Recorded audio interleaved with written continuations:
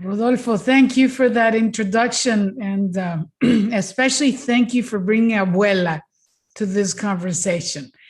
For sure, I pray that she is here and that in some way she is watching over us as we reflect on this very difficult, sensitive, and yet timely subject. I first want to thank Oblate School of Theology for creating this sacred space for reflection, for discernment, for conversation, and also to ask difficult questions. I think it's timely that we're doing it from a faith perspective, and I think it's great that we're doing it online so other people can join in. One of my sisters says that we have to stop calling these gatherings virtual because they are real. And in some way, they move us to a different place. So I thank the Oblate School for this initiative and for all the different offerings you have been sharing with the church and many people around the world through these new technologies. I also want to thank Brian Massengale. True confessions, I have always been a student, a disciple of Brian's, of his courage to name the things that need to be named, of his willingness to go out there time and time again and call all of us to conversion, to the spiritual journey that we need to take so that we can make the reign of God a reality, where all are welcome, where everyone can feel part of the body of Christ. So I thank Brian for sharing, not just with Oblate, but for what he has done over the years. I pray, Brian, that we are finally ready to listen to you, that we are finally ready to listen, and for your authentic voice and prophecy.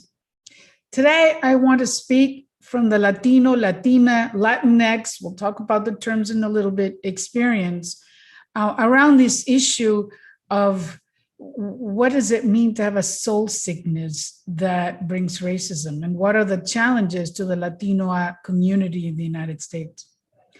I intentionally used the word crucible when I described the conversation. And I'm using it because, and here's an image, because for a very, very long time, we've been talking about melting pot.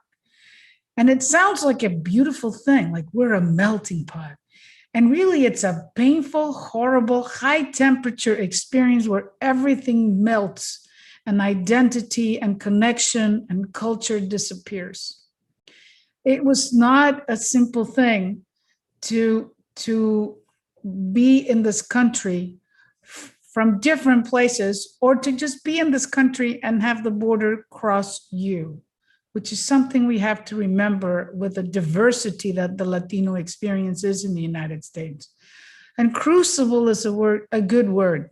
It comes from the Latin cross, actually.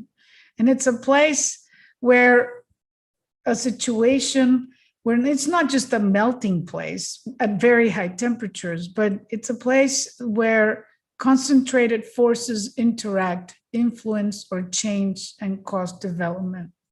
I want to offer the experience being Latino, Latina in the United States has never been easy. It is a crucible. It is painful to see children that can't speak in their mother tongue with their parents or their grandparents. It is painful to see young second-generation Latinos or fifth-generation Latinos that feel they don't belong anywhere. That is a crucible. That is something we need to change, especially once we are aware of what it means. So I want to start by first asking us to keep a few things in mind as we go through this reflection this afternoon. And the first one is that Latino, Latina, Latinx is always plural, always plural. There's a great diversity in the Latino experience, in the Latina experience. And I think it is important that we stay with a couple of questions. So if we were doing a class, I would do a poll and I would ask, What percentage of Latinos, Latinas living in the United States are U.S. citizens? And I'd like everyone to just think of a number. What percentage are U.S. citizens? The second question I would ask is, what percentage of them are fluent in English? What percentage are fluent in English? And because we are in the United States, where we count everything, and counting is critical because there's a lot of things we undercount and things we overcount. And yet, we always believe all of the counts. That being said, statistics are a big part of our culture. So let's start with some of these numbers and some key facts to keep in mind. From the Pew Research Organization, Venezuelans, Dominicans, and Guatemalans saw the fastest population growth since 2010 in the United States. Immigrants are a declining share of the Latino population. The vast majority of Latinos are U.S. citizens. So remember your number. Was it 79%? A growing share of Latino immigrants are long-time U.S. residents. In fact, more than 80%. Long time, meaning they've been here for 20, 30, sometimes 40 years. The share of Latinos who speak English proficiently has increased considerably. It is now 70%. So Latino, Latina is not necessarily in Spanish. It's bilingual or in Spanglish. Language is a big thing. The makeup of the Hispanic population varies widely across major metropolitan areas. Let's stay with the statistics for a little bit. According to Pew, for example, there are about 60 million Latinos in the United States, but look on your screen, I'll try to make it a little bigger. They come from Mexican origin, Puerto Rican, Salvadoran, Dominican, Guatemalan, Colombian, Honduran, Spaniard, Ecuadorian, Peruvian, Nicaraguan, Venezuela. Dr. Rodolfo Luna introduced me. If I offered him salsa, he would die. They don't have that salsa in Peru. They don't eat the same food. They have choclo, or a beautiful piece of corn in Peru, and we have tortillas. We don't even eat the same food. We don't even speak the same Spanish. So Latino is always, always diverse. Another piece of information. U.S. citizens, what percentage are U.S. citizens? 79%. It varies, of course, by origin. Never doubt that Puerto Ricans are U.S. citizens. And yet, so often they're not treated as such. Homeowners, I like the statistic from Pew Research because poverty in the Latino community is a big challenge. What percentage of Latinos or Hispanics are homeowners? Only 47%. And the list is headed by Spaniards, Argentinians, Cubans, Panamanians, actually more Peruvians own homes in the United States than Mexicans. And English proficiency, 70%. So the first thing we have to do is that Latinos are not a block. They don't think alike. They don't pray alike. They don't listen to the same music. They don't eat the same food. And there's just a great diversity. Not all of them are immigrants. Many of them are second, third, fourth, even fifth generation Latinos in the United States. And yet we speak of them as a block. So we have to keep that in mind. Number two thing to keep in mind as we begin this reflection. Latinx or Latino, Latina is not a race. It is not a race. I borrowed this image from the Rutgers University Hispanic Heritage Month. Just so you get a sense, all those faces on the screen are Latinos and Latinas. They're all races. It is not a race. And thirdly, and really importantly, keep in mind that the terms evolve. The terms keep evolving. So what term do we use? Mexican American, or Chicano, or Latino or Latina, or Hispanic, or Latinx, or Puerto Rican, or Nuyorican, or Cuban American, or Latin American, or Honduran American, Colombian American, Argentinian American, Chilean American, et cetera, et cetera, et cetera. What term to use? We are clustering all kinds of diverse peoples into one term, and it's not simple. Each term has a story. Each term has a story. It's not the same thing to be Mexican American than Chicano. Ask my friends when we went to college and we were part of MECHA, the Movimiento Estudiantil Chicano de Aztlán. Those were Chicanos, not Mexican American, not Hispanic. The Latinx term, we keep seeing it all over the place and people don't know what it means. Well, in Spanish, we have gender words. La mesa, el coche, la casa, el jardín, Latino, Latina. And so people are using the X so that it means both, men and women. Inclusive language is very difficult in Spanish, but not impossible. But many of our younger Latin and Latino and Latina brothers and sisters prefer Latinx. So it's almost like a generational thing. And also it includes the whole gender issue. So what term to use? And what about second and third generation Latinos? For example, we never speak of our Pope as an Italian Argentinian. We would never say that. And yet he would be an Italian American here. And so why are terms so critical in the US? And just keep that in mind. I think that every time a Latino, Latina in the United States or a Latinx brother or sister fills out a form in this country, they have an identity crisis. So this is, for example, what appears in the Pew Research page on Latinos. You get something like this. Are you Hispanic, Latino, or of Spanish origin? No, not Hispanic, Latino, or Spanish origin. Yes, Mexican, Mexican American, or Chicano. Yes, Puerto Rican. Yes, Cuban. Or yes, another Latino of something else. And then you have to ask the question of race. And sometimes you can't do both and. For example, sometimes in a form, you cannot be Latinx and Black, or Latinx and Asian. There are Asians in Latin America. And so there's Native peoples in Latin America. Where do they go? Sometimes you have to check 6 or 7 boxes. And so in the end, I believe that it's this mestizaje piece that is critical to identity and reflection that we need to understand. You can't box Latinos. So 3 things to keep in mind. Latino, Latina, Latinx is always plural. There's always the question of names, and Latino, Latina, Latinx is not a race.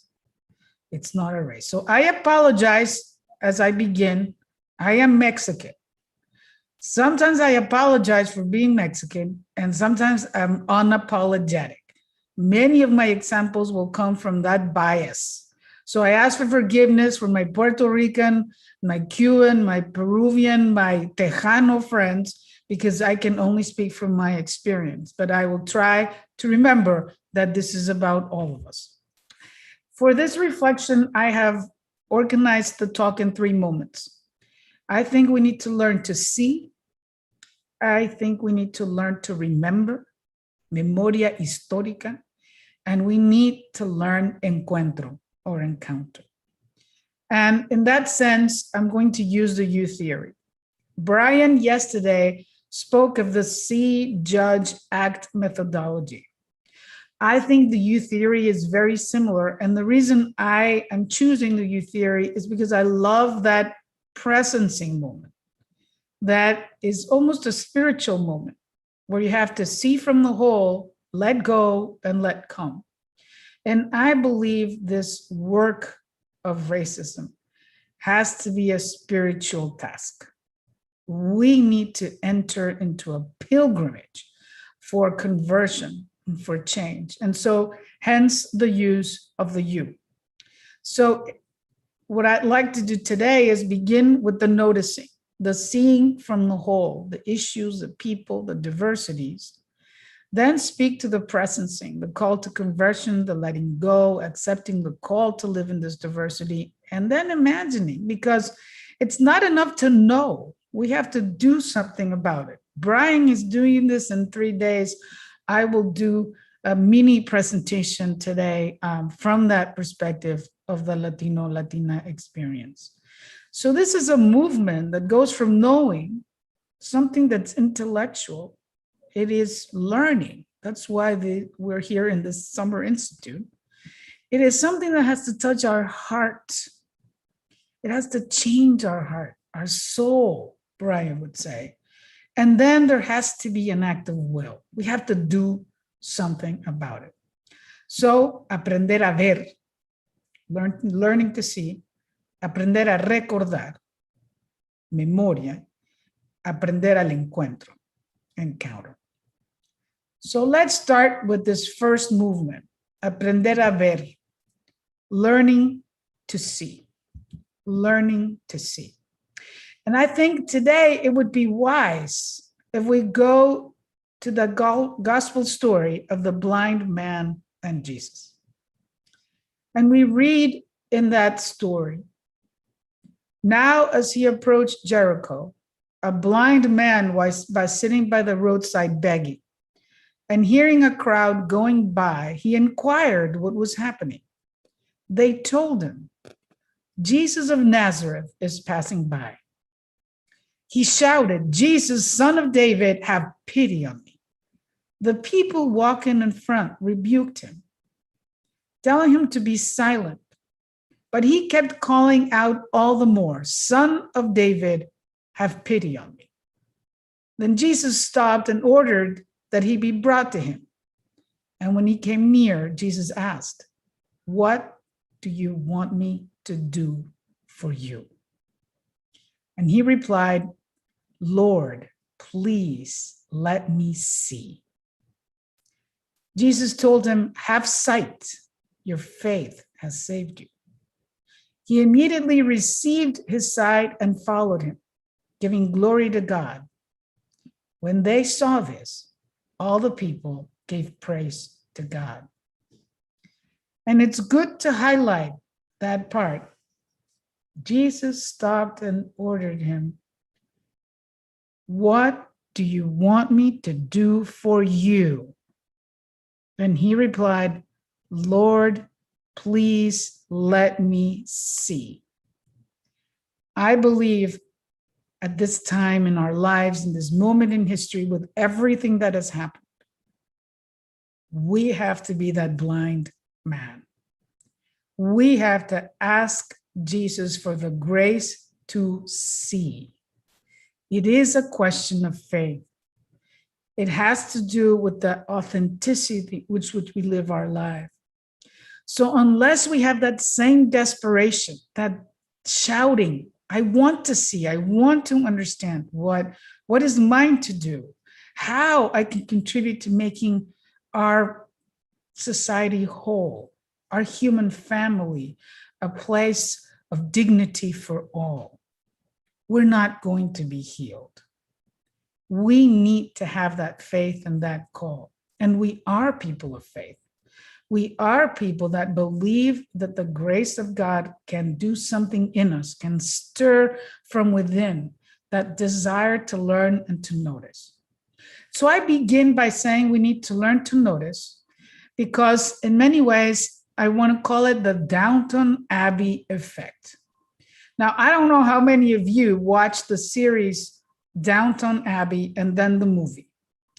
But in the movie, there was an upstairs life with the lords and all the aristocracy, and a downstairs life.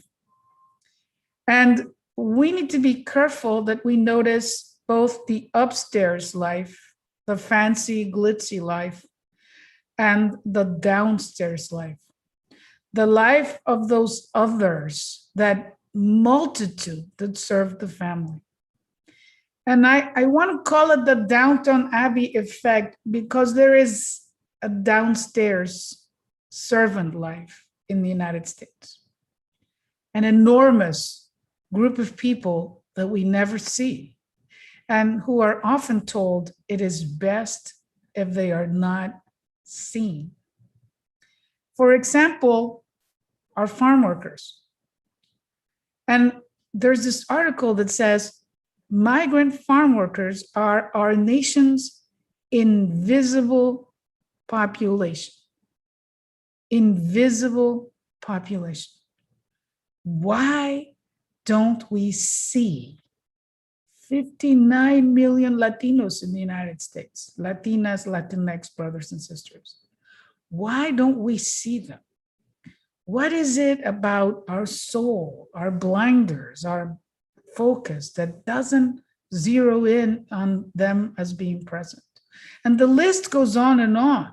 Trash collection, gardening, construction work, housework, maintenance, meat packing, oil fields, dangerous jobs, essential work, frontline workers, indispensable to our society.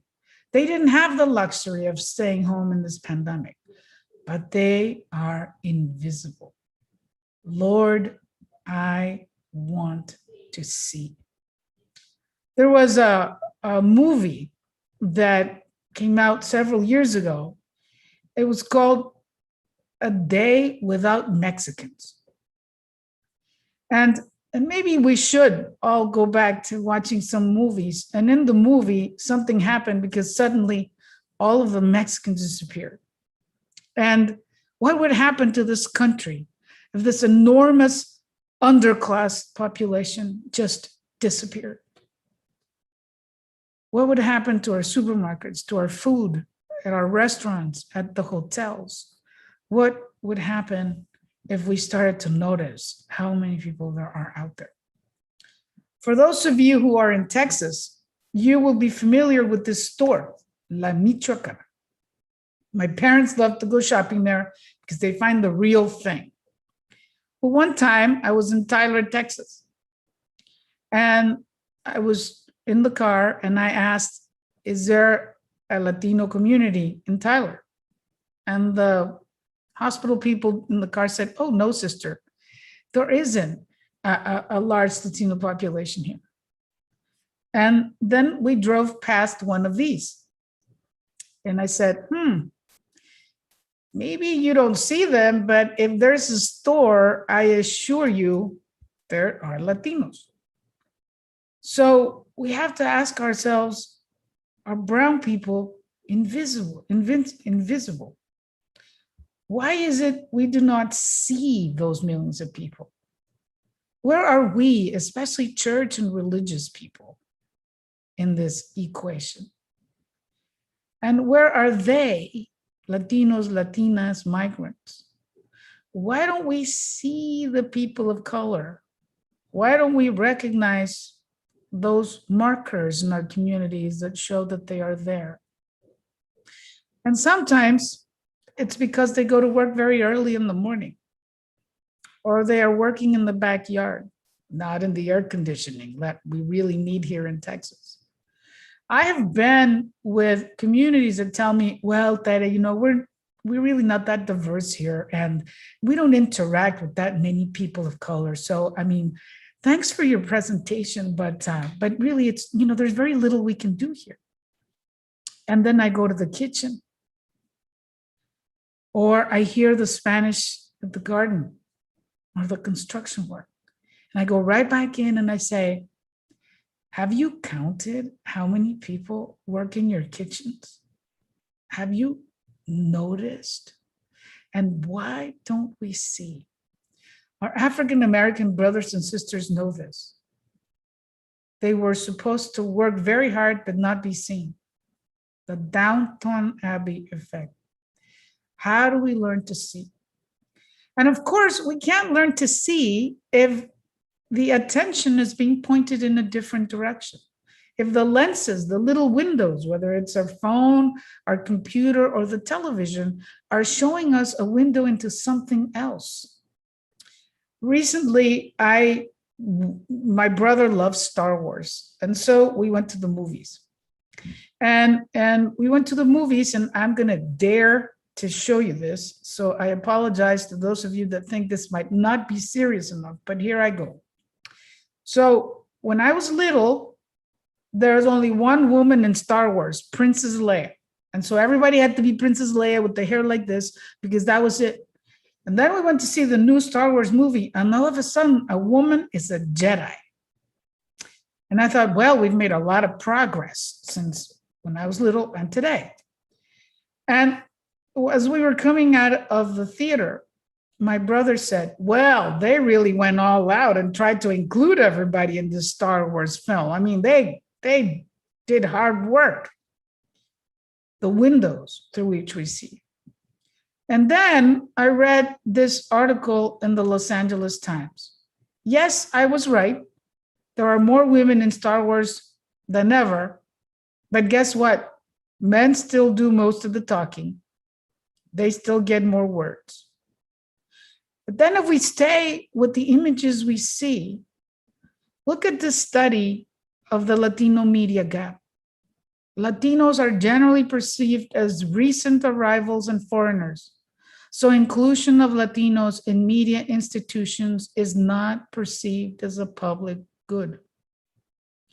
Media representation of Latinos, 69% as maids, but only 44% work in that sector.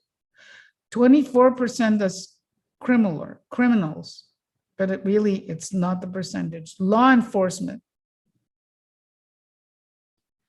and creative types. We are pointing our cameras and creating more invisibility. And we believe it because we believe it. Remember that statistic from earlier. 79% of all Latino, Latinas, Latinx people are U.S. citizens, 79%. And yet in media, this is the 2020 report for inclusion, only 4.9% are on the screen. So we are not seeing. Again, we need to ask, Lord, that I may see. How are we going to see if no one is telling us to notice, if no one is pointing the direction in the direction of where the community is and what they do and who they are and who they love and how they play and what they read. And it's very complicated. We had hopes that this last presidential election, the Latino vote and the Latino vote, well, but no one is talking to the Latinos or Latinas. I was devastated. The election was happening November, pandemic. And some of our staff here at Incarnate Word are, of course, Latinos. So I came back and I said, well, what do you think of the election? And the response that one of them gave me broke my heart. Sister, why does it matter? Our life is going to be the same no matter who wins the election. Our life is going to be the same.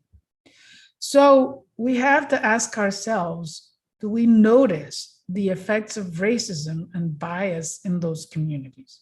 Do we notice? Do we care? Lord, that I may see. There are statistics that Pew has, and you can go anywhere. Education or poverty. And the one about poverty really is difficult and painful because, and I will make this bigger for you, 13% of all Americans live in poverty, but 19% of all Hispanics. 20% of U.S. born Hispanics are living in poverty. Do we see? Do we see? How do we see the impact on health? All year, we have been hearing that COVID affects people differently depending on where they live. We've been talking about vaccine justice and communities that are not getting vaccinated. Yesterday and today, the Catholic Health Association has been holding their annual assembly, all of the Catholic-sponsored hospitals in the United States. And they just launched an initiative called We Are Called to Heal, to Unite, to Justice. And they're saying it's time to confront racism by achieving health equity. I would say, thank God, finally, at least the Catholic hospitals are paying attention. But how many people have lost their lives because when they go to the doctor, they're not diagnosed well? We don't see those statistics. How many women don't get appropriate care during pregnancy because they're high risk, because they're younger, and the doctors don't want to go near any of them? Equity of care. Do we see the effects of racism? It broke my heart the other day. I serve on the board of the University of Incarnate Word, and there's a study that is done for all universities in San Antonio about Black and Brown young people going into STEM, into science research. And so there was a question in the survey they do for all of them. Factors for leaving a STEM program, for dropping out of an engineering, math, or science program. 37% answered fear of not living up to expectations of others. And 35% answered lack of confidence in academic abilities. It has to break your heart that competent young men and women are leaving these programs because of lack of confidence in their own academic abilities. Racism is a terrible thing. We don't notice, we don't see, but it also comes inside our heart. And it makes us feel that we should not be seen. And that, I think, is the most pervasive and terrible thing we need to be called to notice. So the list goes on and on and on. And so I would ask all of us in this first section, are we truly noticing? And how do we notice? How do we notice? How do we notice? There was a book that was published several years ago that has created a lot of controversy, And I will dare mention our esteemed Samuel Huntington, a political scientist, 50 years a professor at Harvard. He wrote that big book, The Clash of Civilizations, was involved in all of the Cold War planning under different presidencies. And he wrote this book after 9/11. And deep in the book, about halfway, you'll find a quote that I was very angry about when I read it the first time. This is what Samuel Huntington wrote. Mexican immigration is leading toward the demographic reconquista of areas Americans took from Mexico by force in the 1830s and 40s, Mexicanizing them in a manner comparable to, although different from, the Cubanization that has occurred in southern Florida. It is also blurring the border between Mexico and America, introducing a very different culture, while promoting the emergence in some areas of a blended society and culture, half American and half Mexican. Along with immigration from other Latin American countries, it is advancing Hispanization throughout America and social, linguistic, and economic practices appropriate for an Anglo-Hispanic society. Let's underline, just in case you missed it, blurring the border between Mexico and America, introducing a very different culture, while promoting the emergence in some areas of a blended society and culture, half American and half Mexican. When I read it, I was angry. Like, how dare he say that the Latinos are the biggest threat to US identity? And then I thought, he's right. US identity is changing. It is changing. When I went to college a long time ago, there was no guacamole in New Haven. Today, can any of you imagine the Super Bowl without guacamole or tortilla chips or margaritas or coronas or Dos Equis? And that's just food. And that's just food. Could we have built the things we have built, the roads that we have, without the Latina presence? Do we eat the food that comes to our table without the Latina presence? What is wrong with a national identity that continues to evolve? I beg to differ with Samuel Huntington and agree with Professor David Carrasco, who debated him at Harvard around this topic. Mestizaje is an ongoing, evolving thing. We are changing as a society. Thank God. There's nothing wrong with moving forward, with integrating new people, with welcoming the diversity, with creating a new hybrid culture where everyone is welcome, where people's ideas are respected, where their understanding of the world, their faith traditions are welcome. And so we need to notice. We need to notice, not because we're afraid, but because we need to celebrate that encuentro that is happening. So at the end of this first section, I'll ask us these questions.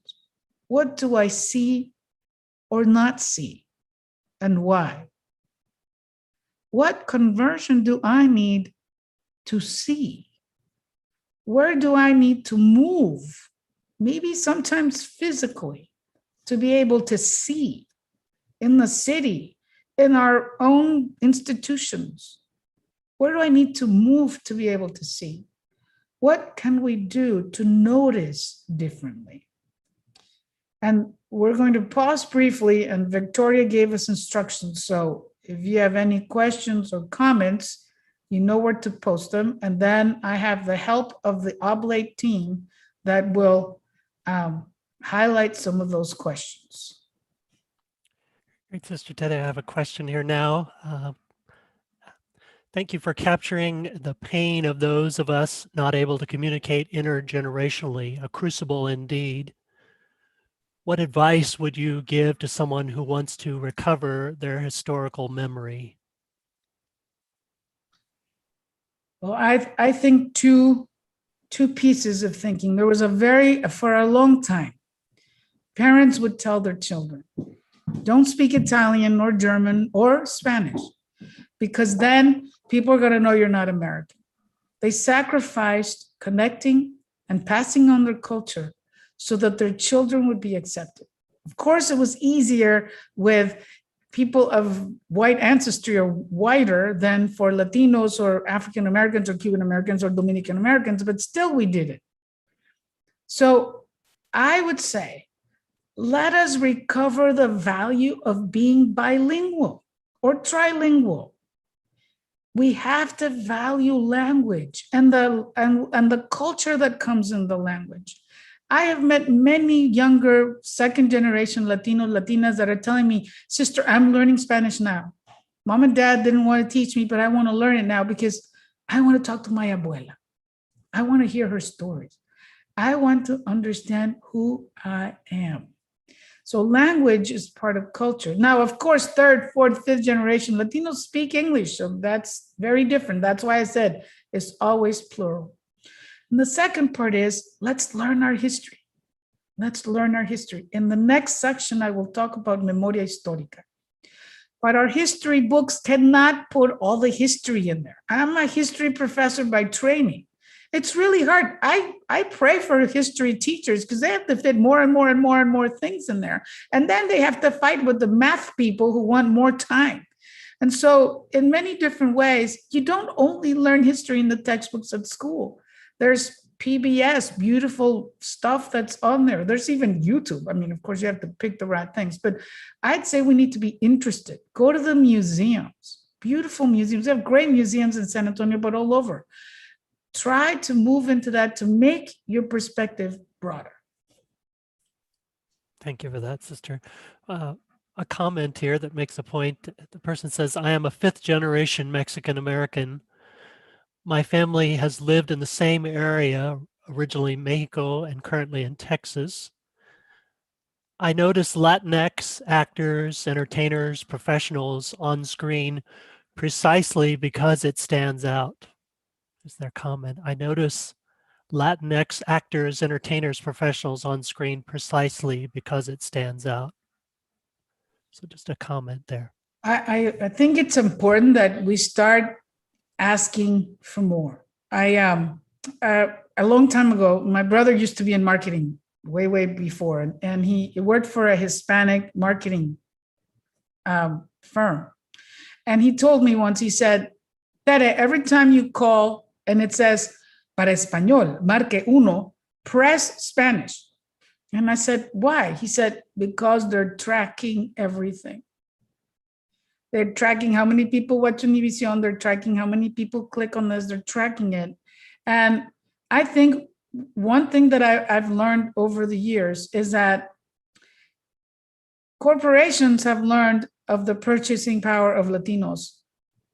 That's why the Spanish commercials have improved considerably in Univision, but that's also why we're starting to see more diversity in everything. HEB commercials, not just because of Black Lives Matter, even before. And so there's power in our purchasing and what we choose to watch and see and what we ask for.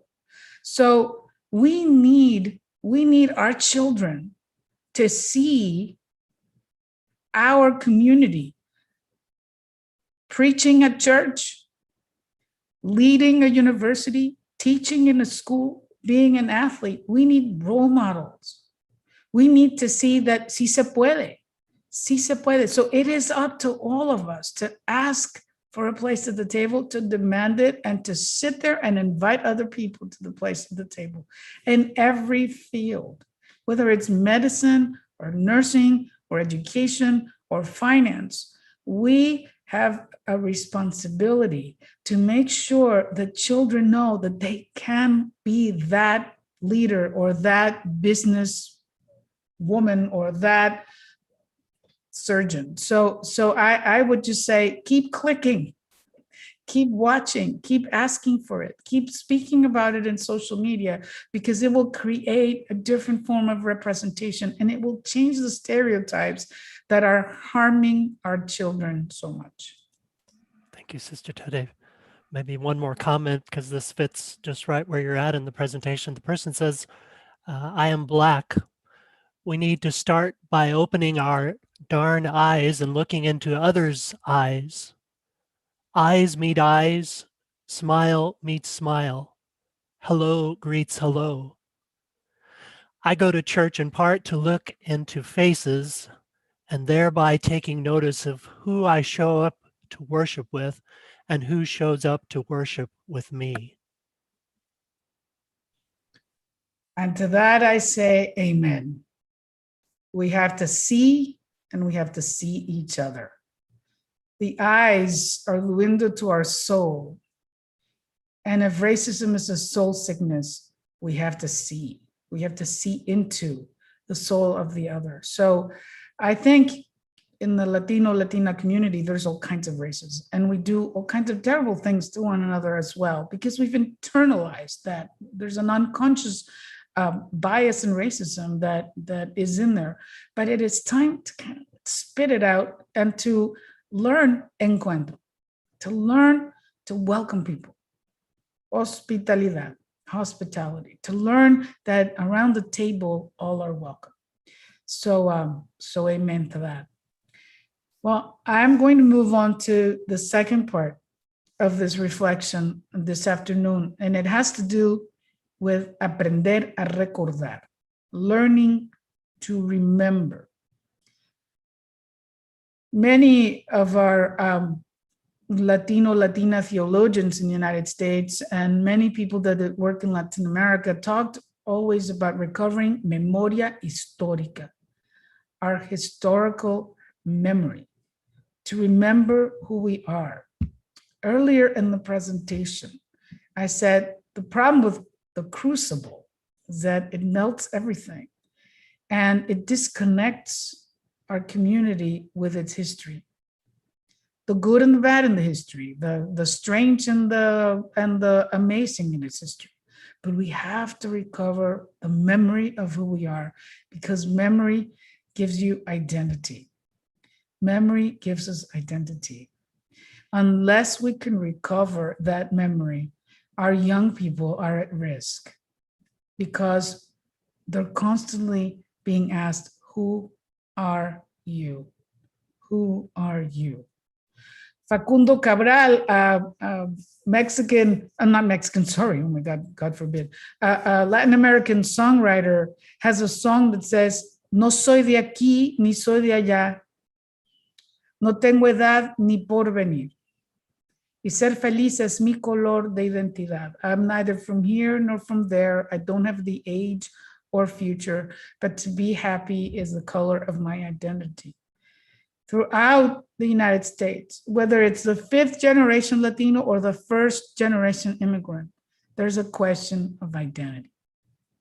And recovering the story, recovering the family story, the community story, the history of all of this is critical to pride, to our pride in ourselves, and to our willingness to recognize our capacity, to be able to say we can be good at science and sports and all kinds of things. So we need to go back in time.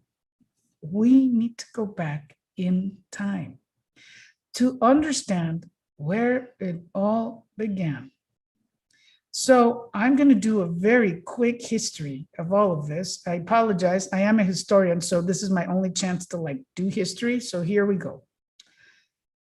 All of this goes back more than 500 years to that 16th century first Encuentro, when the Spaniards crossed the Atlantic and encounter a different people. A people they didn't know anything about, because the Bible didn't say there was anything across the Atlantic. A people that in many different ways they had to ask a lot of questions about. And so they undertook something that took 100 years. 100 years. What is America, or the Americas, or the continent? It took 100 years of conversation. Very famous historian wrote, Edmundo O'Gorman, that America, or the Americas, was an invention. There was no known record in antiquity of America. The Bible did not mention the Americas or America. Debates and questions emerged, and America became a reality that continued to evolve. This is what America, and I mean the whole continent, looked like in 1544, according to our European friends. And then this is a few years later, and 1626. Gradually, a new reality was emerging. And when we go to the first evangelization, I call it the first new evangelization, there was an encounter that changed so many things for so many people around the world. In the case of Latin America, or the Americas, because up and down, there was a debate. Who are these people? Are these people human? Do they have a soul? Did Jesus know about them? Some of the questions evangelizers were asking. I like the approach that Tsevsan Todorov, who is he's now in heaven, I hope, I don't know, a sociologist, essayist, anthropologist, Bulgarian, but lives in France. He wrote a book, The Fear of Barbarians Beyond the Clash of Civilizations. And he says that the other is moving in. This is in reaction to what was happening in Europe with all the migration. And this Todorov is an expert in this encounter with other. He wrote a book about the Spanish conquest and then evolved some ideas here. He says the origin of otherness starts with the Greeks. The Greeks used to say us, and then everyone else that's not Greek is other. We are citizens, and everybody else that's not Greek and citizen is foreigner. We speak Greek, and everyone else that does not speak Greek is other. And eventually, we moved from other to barbarian. So not Greek meant foreigner. No Greek language meant not capable, and therefore not civilized, which meant not human. This is critical to the 500 years of history that got us to where we are. Todorov goes on to say that Christianity offered the only possibility out of that dualistic thinking of other as barbarian and Greek as citizen, which eventually is now something we've adopted in the United States. But Christianity offered something different. When we read, there's neither Jew nor Greek, slave nor free, woman nor man. Christianity offered the possibility of inclusion. But we need to recover the whole memory, because there's also a distortion of our Christian faith when it started to partner with ideas that were not exactly gospel-like. There were, in our entire history, always people that were trying their best. And I think in the case of the Latino experience, the church is complicit, but has also been trying to fight for justice. There's always the both and, the weeds and the seeds. There was catechisms that were written in different languages. That's the Jacobo de Testera catechism. There were defenders of the native peoples, the First Nations. And Todorov goes on to say that a civilized person is one who is able at all times and in all places to recognize the humanity of others fully. So even in history, even when people were wondering if these people were human or not, there's always examples, there's always prophets. And we need to recover the memory of those people, because if they could do it 200, 300 years ago, we can do it today. We can do it today when we know that an act of civilization is to recognize the human dignity of the other. And that is the most beautiful essence of Christianity. What can we learn from this? So I want to offer in this recovering of history that history is still evolving. History is not finished. We haven't finished to understand everything that history can offer us. History is never a finished thing.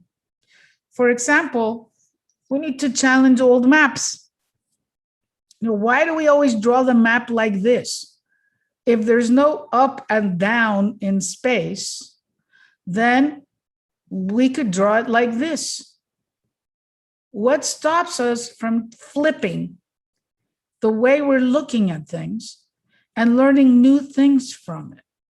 What stops us?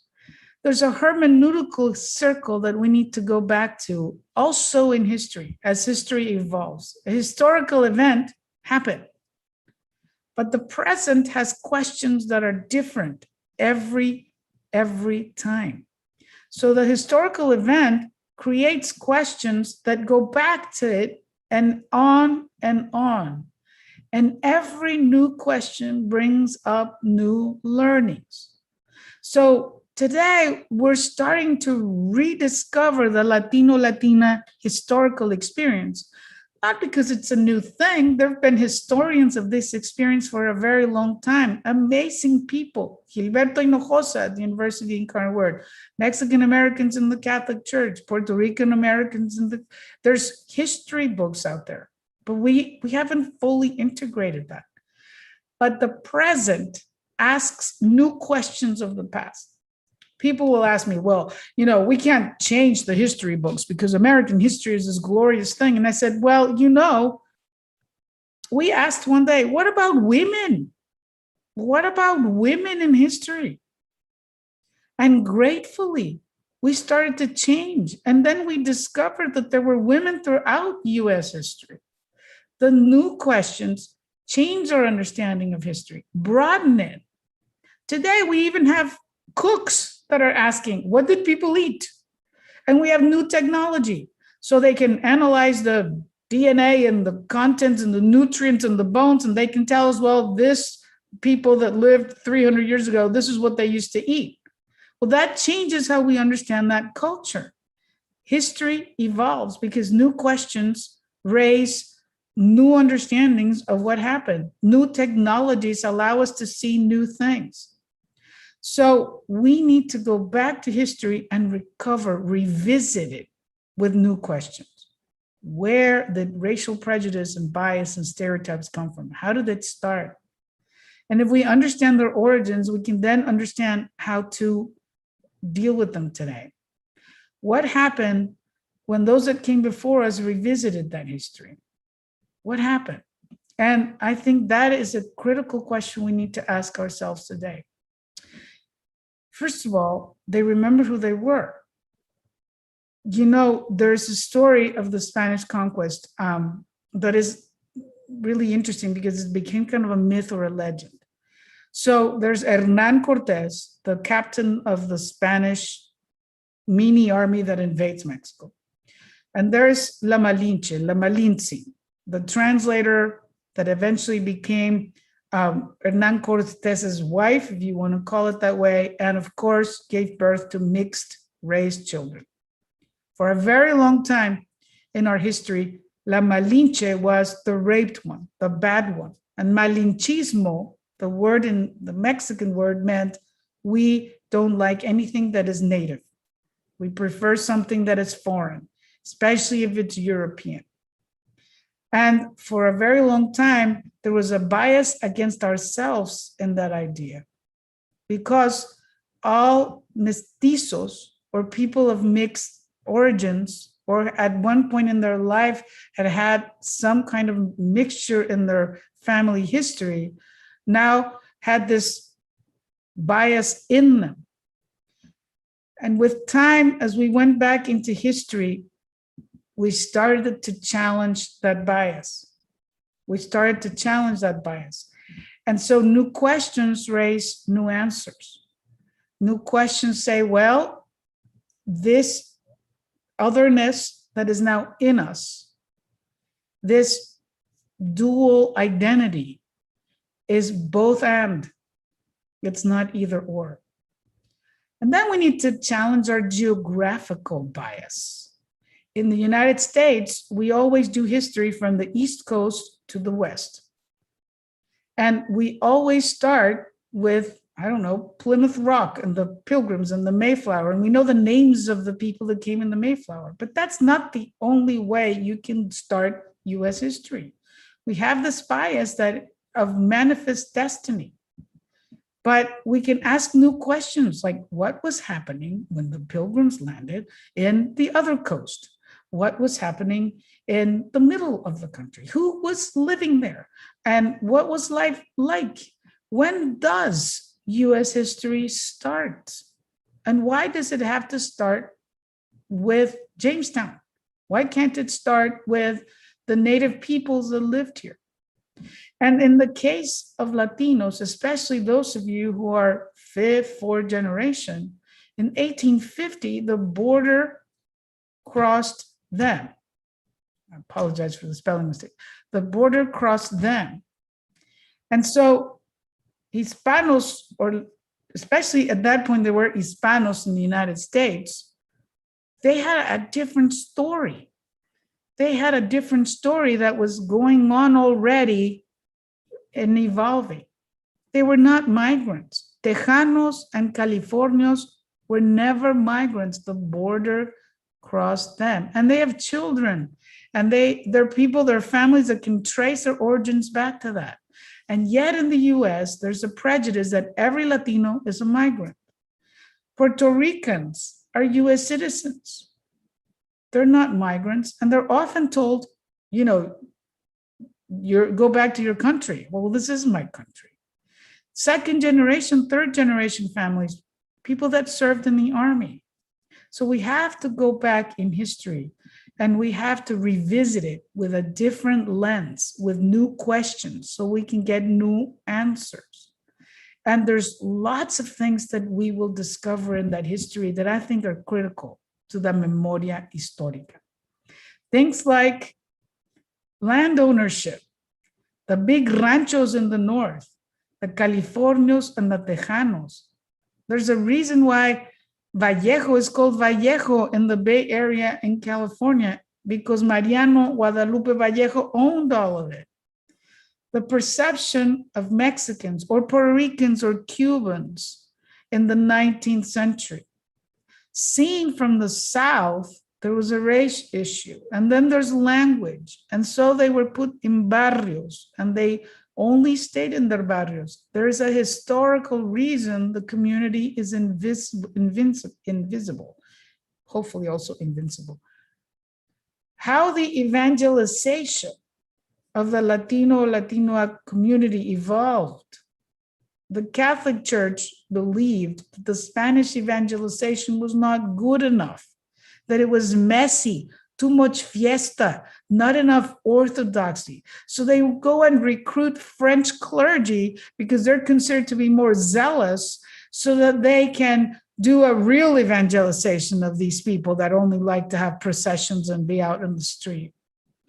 And then the idea that the church had a mandate to Americanize, assimilate, and of course the fear of Protestant evangelization. I give you all for homework this Latin American series on the PBS, Extranjeros en su propia tierra, strangers in their own land. What does this history mean? What does it teach us? Recovering the memory, cherishing the memory, understanding it, loving it, looking at the hard parts of it. But recovering history is not enough. We also need to recover what it means, And today, I want to highlight a very famous Mexican philosopher, José Vasconcelos. He was director of public education early in the 20th century, and he wrote this book, La Raza Cósmica. And so more than 100 years ago, a little more than 100 years ago, José Vasconcelos said, we have to remember that we're not just hijos e hijas de la Malinche. We are both and. And he challenged to recover the value of the pre-Hispanic past. It is not an accident that Diego Rivera and all those artists of the early 20th century painted this pre-Hispanic past and started to recover everything that had happened before the Spaniards had the first contact with the peoples of the Americas. Who were they? What did they believe? What did they love? What did they eat? What was life like? To recover that memory. And then we started reading. All of a sudden, after all these years, this history becomes important. That's why history is never finished. We are now learning new things about that pre-Hispanic past. And when we look at that mural that Diego Rivera painted, the National Palace in Mexico City, we see everything in it. We see technology, commerce, politics, social classes, agriculture. We see a city that was sprawling, that was so magnificent that when Bernal Díaz del Castillo saw it crossing the pass, he couldn't but be admired, filled with awe. Cities that had sewage systems and running water. Europe didn't have them at the time. And so José Vasconcelos and everyone is recovering this idea that mestizaje, that this mix of the European and the Latin American culture. Garcilaso de la Vega did the same thing with the Inca culture, Guamampoma. We have to raise up the two things in us. We have to be proud of both and not put one down or the other. We are We are the sons and daughters of this Encuentro, for better or for worse. And how do we feel proud of both and not put one part down, one part up? Because the hardest thing in the Latino culture is to hear, no, se va a casar con ese para mejorar la raza. Meaning the lighter skin marriage that is going to happen is good because then there will be more beauty, more, etc. That's internalized racism.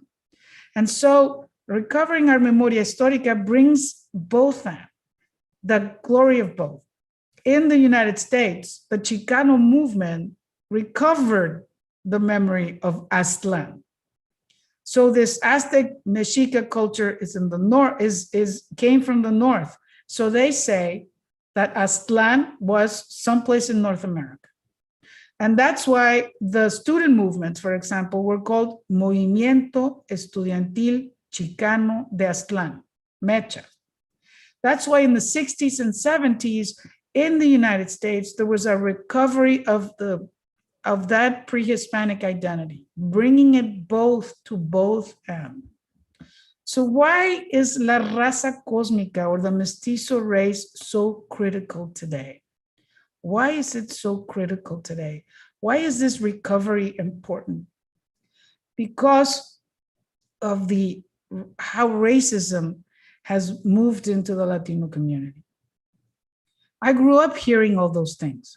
No seas indio, which was an insult. It was a bad thing. Or mejorar la raza, like I said earlier, improve the race. Or trabajo como negro para vivir como blanco.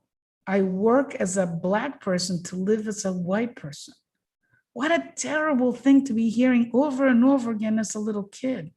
We didn't need the outside of the barrio culture to make us feel that we weren't good enough. It was already in us. Memoria histórica needs to help us reconcile that mestizo past. Why are we so obsessed with Ancestry.com, for example? What are we hoping to find? That, oh, there's 10% French in me. That idea itself is putting down the other 80% of you. So we need to bring that mestizaje, that memoria histórica of the mixing, and recognize its gift to ourselves, our families, our cultures, our countries. Gloria Anzaldúa, in her great work on borderlands, will say this: at some point on our way to a new consciousness, we will have to leave the opposite bank. The split between the two mortal combatants, somehow healed, so that we are on both shores at once, and that once see through serpent and eagle eyes. Or perhaps we will decide to disengage from the dominant culture, write it off altogether as a lost cause, and cross the border into a wholly new and separate territory. Or we might go another route. The possibilities are numerous once we decide to act and not react. Recuperar la memoria histórica, recover historical memory of the both and. That's why so many authors love this image. La Plaza de las Tres Culturas, the Plaza of Three Cultures, where you see modern Mexico, Spanish colonial Mexico, and pre-Hispanic or Aztec Mexico. We are all three. We are all three. And in every Latin American culture, there is the pre-Hispanic, the Spanish or Portuguese, and the third that is emerging, la raza cósmica. So revisiting history is a painful task. We discover things about ourselves, our countries, our church. We need courage to go on that journey, to learn about how our families, our ancestors were treated, to learn what happened to women, to learn about the situations that are not in the history books. I have been reading the book Caste, and I hope all of you read it. It is very painful and difficult reading, but we have to know our history. We have to understand all of our history, the incredible things that have happened in American history and the difficult, terrible things that have happened under Jim Crow. We have to understand what happened to the Puerto Ricans in New York and in the island. Why are the Latinos not wanting to get vaccinated? Well, there's many reasons, because Latino is plural. But let's talk about the experiments with contraceptives that were done in Puerto Rico with women unknowing before they were perfected in the 1950s. Let's hear the whole story. Let's integrate it into it. Let's reconcile ourselves with our own personal history. It's in our blood, it's in our family, it's in our DNA. Let's recover that. And if we don't reconcile ourselves with that past, we will continue to internalize that racism that is so painful to the Latinx community. We might be the only country that has not reconciled itself with its history. It is time. It is time. And so I believe that memoria histórica is more than history. It is a spiritual task. And there is a master of that. And I want to remember today our dear Virgilio Elizondo. He said we were called to a new mestizaje. He reminded us that the future is mestizo. Virgilio was a prophet of our time, is a prophet of our time. And I know that he's watching us as we enter into this conversation and asking that we ask new questions, that we embrace the both and of our past. Memoria histórica brings us to a crossroads. We have to decide. We have to decide what we're going to let go of, and also what we need to allow to happen, to let come. We need safe places to talk about the difficult things that have happened in history. We need gentleness, and we need to process the anger. We need reconciliation. Hopefully, I think in this workshop and as we go forward the rest of the summer, we will take time to do some of this work personally. And we need silence and a spiritual life for transformation, to welcome the difference, to welcome the mestizaje in our families, in our country, in our lives, the evolving history, what is happening right in front of us, a new identity. So again, some questions. How do I learn to remember? How do I enter into a process of memoria histórica? As a Latino, Latinx, and also as just a citizen, a person, how do I get courage to take a deep dive into the history that made us? How do I do that? So let's stop and let's see if there are comments or questions. Thank you, Sister Teddy. We have a few still working off the first part of your presentation.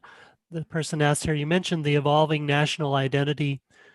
Why do you think we obsess so much about defining who we are, what box we fill in, who is the same and who is the other?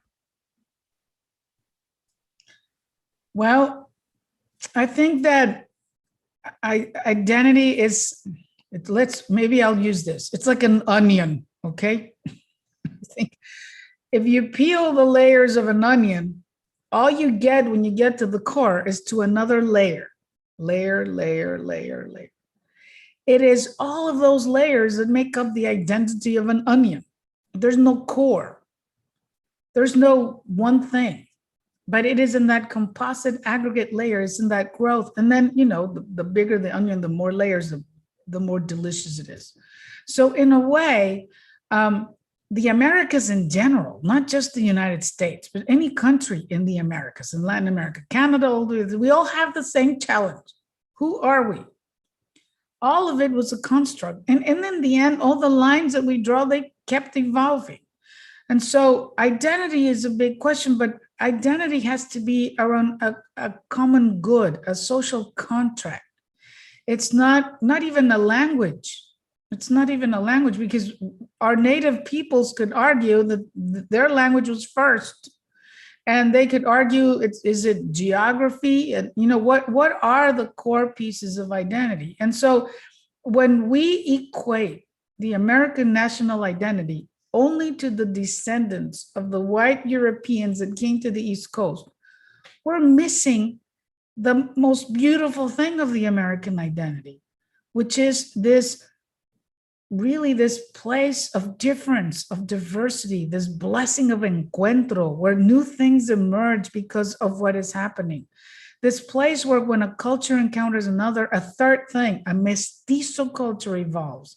And it is a gift, not just to the US, but to the world. This place where I don't know, it happens in food, it happens in education, it happens in learning. The more cultures encounter one another and in respect and with dignity, the more that will evolve out of them. And that's history. When I look at countries years ago that closed themselves up, they also stopped changing. The water that doesn't flow stinks. And so this idea that things are evolving, I think, is more of the national thing. It's an evolving thing. We'll never fully get it. What does it mean to be anything? It's something that we discover throughout our lives. It is emerging, evolving. We always have a deeper consciousness of what it means and who we are, even in a marriage. So I think it's time that we stop trying to box it in. Yes, we need to be aware of the diversity and make sure that everyone's around the table. And so statistics and boxes are important, but they can't define us, because ask any one of us, what does it mean to be a Native person? 1/8, 1/4, 1/2. If my parents were when you ask people, I'm Samoan, Cuban, Mexican, Filipino. Well, what does that mean? So I think that identity cannot evolve around one single thing, geography or language or culture or religion or any other. It evolves around a common understanding of a shared space and humanity. Thank you. Question here, could you give some advice for our Catholic Church to contribute some practical activities to increase invisible population in the US to be human beings as other US citizens? Well, that is not a simple thing. Our African brothers and sisters, African American brothers and sisters have always said that the most segregated time is Sunday morning. In our Catholic Church, that's still a challenge. The English mass is at this hour, the Spanish mass is at this hour, the Tagalog mass is at that hour, the Vietnamese mass is that, and we're kind of separate. We're getting better, but we used to have the basement and don't turn on the air conditioning for our Latino brothers and sisters. So how do we become welcoming communities at the small level, the parish, welcoming of one another? And can we have one service every once in a while where everybody tries to be there for everyone else, a parish at large thing? Can we do things where we interact? The Quinto Encuentro process, for example, in the case of the Latino and Latina community in the United States, was kind of parallel. Everyone knew about it, but not in this other part, sometimes in the same parish. So how do we welcome the gifts that we bring to each other? How we do a mestizo liturgy, not just bilingual, but something where everyone can find a piece of themselves in there, and also celebrate the other. So I think hospitality, radical hospitality, and also celebration of everybody's history and heritage, not just one side or the other, but we definitely need a culture of encuentro. Okay, thank you. There's a comment about a resource. The person says, I have fond memories of my time in Mecha, learning about my history and embracing my own mestizaje, very empowering. Thank you for mentioning La Raza Cósmica and Gloria Anzaldua's Borderlands. One of my personal favorites is Why Am I So Brown by Trinidad Sanchez Jr., who wrote in that poem, God made you brown, mija, color bronce, beautiful, strong, reminding you of the goodness de tu mamá, de tus abuelas. Amen to that. I think that all of our young people should have a Mecha-like experience. They should learn about their past, both, all of it, and learn to appreciate and be proud of who they are. And that pride will make them feel enough and will make them feel that they can do incredible things. We absolutely need to give the next generation a chance. And I think that's why we need to heal this soul sickness. So thank you for that. Okay, Teddy, maybe just one more here. It says, I am an Irish-Italian second-generation American. I am white. This deep dive into our history is so important. But how to move this deep dive into the public sphere? White supremacy is so wrapped up in power. How to move into an authentic letting go of this power? Can we ever learn to share without claiming our violent history? Well, I think we do it one moment, one person at a time, and we all do our part. An example, and I'll mention this in this final section, but for some people say, well, watch the movie, and they're like, oh no, it's really hard. I don't like to see that stuff. Let's watch it. Let's watch it together. Let's read the books. Let's go to the museums. They're there. I mean, they're not perfect. They could be better. I wish we had the Latino museum, the Smithsonian. We now have the Native American, we have the Holocaust, we have the African American Museum, but there's so many opportunities to learn. Let's start with us. Let's learn. Let's encourage others to learn. Let's watch the movies and music. Anyway, I'll talk about that a bit more in a moment, but I do think that we start by changing the conversation around the dinner table, at work. We start by asking questions, by nudging, by encouraging, by suggesting. We do our little piece. We have to never underestimate what every little effort can do. And so if we don't do our part, if we stay quiet, we just allow the cancer to grow. And so I do think that we all have a mission. Okay, we'll turn it back to you, Tere, for the final piece. All right, so I now want to move to the final piece, which is kind of that going up to you, aprender a encontrar, or learning encuentro. Learning encuentro. I think that there are some gifts that the Latino community has, many gifts. Fiesta is definitely one of those gifts, mariachis, etc. But in this case, it's the culture of encuentro. We know that it's the signature phrase of Pope Francis. And I continue to be impressed with the encounters with others that Pope Francis has. This latest trip that he did to Iran is going to be something we should be talking about for a very long time. Can't think of more other in our universe of thinking than the leader of Islamic faith. And yet, Pope Francis is able to do that because he comes from Latin America. Encuentro has its origins in the Latin American tradition. Encuentro, in many different ways, is better in Espanol. The culture of encounter is something we can understand better in Spanish. And encuentro, we can use the word encuentro in Spanish to talk about a sports match, encuentro deportivo, an academic conference, encuentro de la sociedad de whatever, an assembly, a gathering, a meeting. Tuvimos un encuentro para ver los resultados, a social event. El encuentro de el sábado fue muy bonito, even a conflict. And there's so many different ways of using the root word in Spanish. Desencuentro, encontronazo, reencuentro, llevar al encuentro. And so in many different ways, encuentro is part of the Latin American culture. So I believe that in order to move out, to change, to start shifting the ground that those roots that are giving this racism, as Brian explained, nutrients. We have to move into this culture of encuentro, of encounter. We need to really learn how to do it. We need to come together. We need to learn to live with difference, but we also learn to be inclusive and respectful of the dignity of others. We need to offer radical hospitality. And so Encuentro, we have learned, offers so many things. It denounces exclusion and isolation. In other words, tribalism. It proclaims relationship. It is a journey through mystery. Encuentro, in the end, is just simply gathering with others.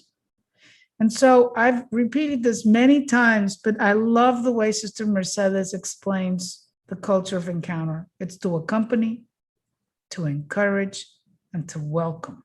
Acompañar, acoger, animar.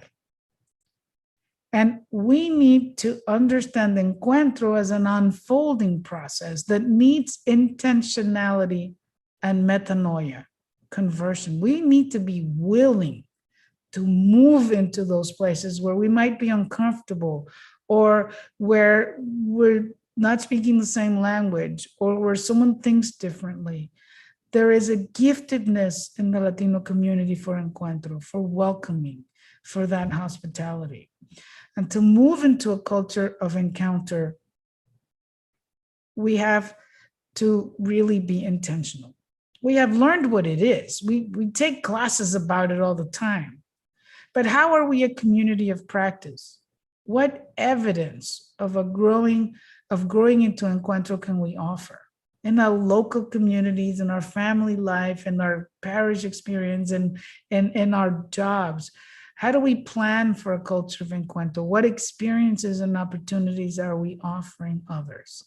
So I think the first clue here, in order to start shaking up that soul sickness, is to simply meet other people, to meet them where they are, to meet them with respect, to show them dignity and welcome, really to give them a place at the table. I think Pope Francis is showing us the way, and it's not just what he says, but what he does and how he does it. The nonverbal language. Can we replicate it? Can we recognize our bias or the racism in us, and at the very least suspend it and take the next step? Earlier, someone said, people don't see me in the eye. It's true. There's a lot of racism there. People don't touch other people. Well, maybe we get that first reaction and then we go through it. We move into that culture of Encuentro, but it has to be a conscious effort that we do. I agree that racism is a soul sickness. So we have to nourish the soul. Encuentro helps because we develop friendships, relationships. We learn about the complexity of other people's lives. If we have friends, we say not the one Latino friend, but if we have many, we're really truly friends. We start to learn that, where their family came from or didn't come from, their fifth, fourth generation, and all the assumptions that we have are challenged. And then we see the complexity, the diversity, the beauty of the Latina community. But now we need to nourish the soul as well. How do we nourish the soul? How do we nourish the soul? And in the Latino community, food is big, but so is in the Italian community and in every other community. I mean, Louisiana people love their food. Well, let's talk about it. Let's sit at the table. Let's have conversations. Let's welcome others. Now that hopefully most of you are vaccinated and we could start interacting with one another, how to fertilize and nourish those roots where that racism is taking hold and sprouting terrible things. How do we go deep into that? We need to nourish the soul. There's other things we need to do. So I believe we need art. We need to look at art. We need to ask about what images we see, what movies we watch. We need music. We need poetry. We need symbols. We need to be claiming them. We need to be able to see them. How do we decorate our house?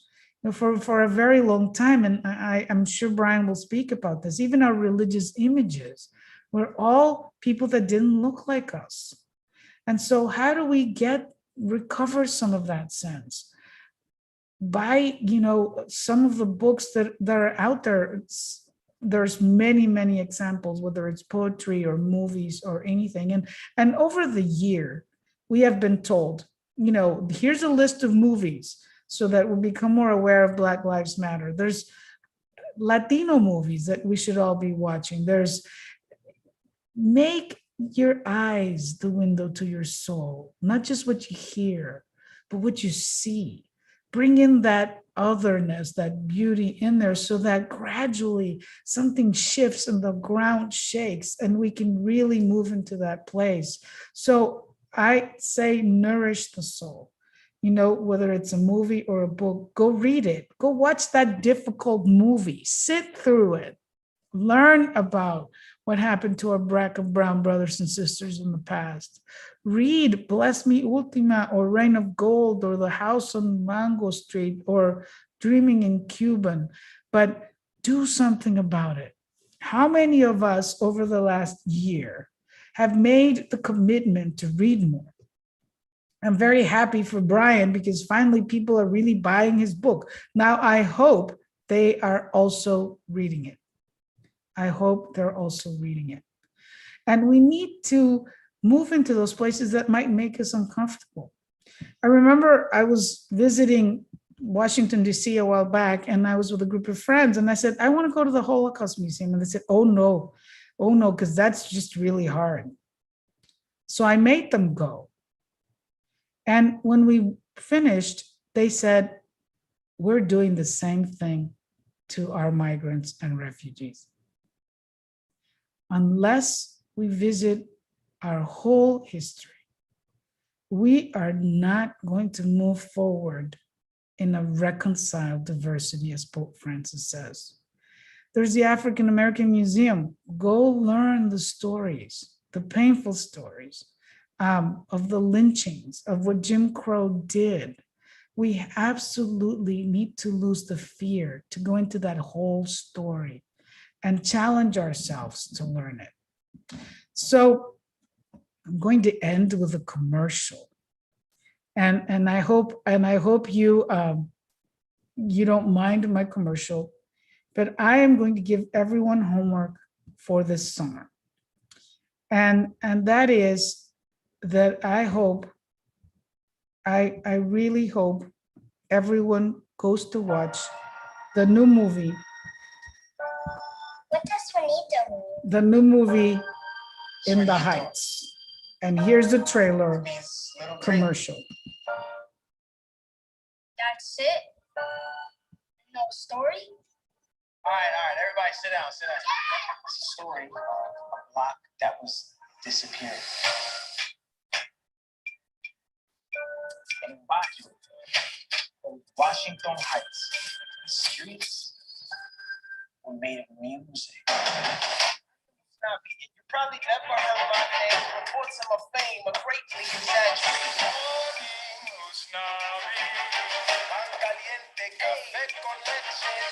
On these blocks, you can't walk 2 steps without bumping into someone's big plan. I make it moves, I make it deals, but guess what? What? You still ain't got no skills. I was saving up all my pennies in my piggy bank for this day. This is going to be an emotional roller coaster. The odds are against you.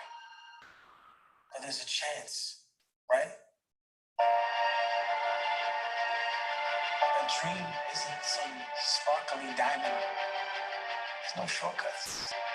Sometimes it's rough. Like choking on the heat. They're talking about kicking out all the dreamers. But every day is different, so It's time to make some noise. We had to assert our dignity in small ways. Just listen. Little details that tell the world we are not invisible. Ignore anyone who doubts you.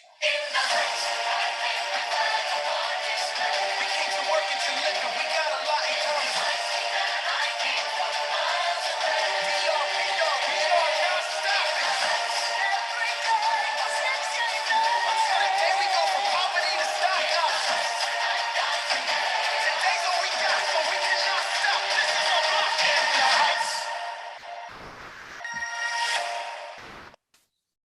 So that's your homework. Watch the movie. It is one of the first movies where the entire cast is Latino. I have been reading about how they cast for the dancing. And it was a celebration, not just tokens. There's a statement that it's going to make.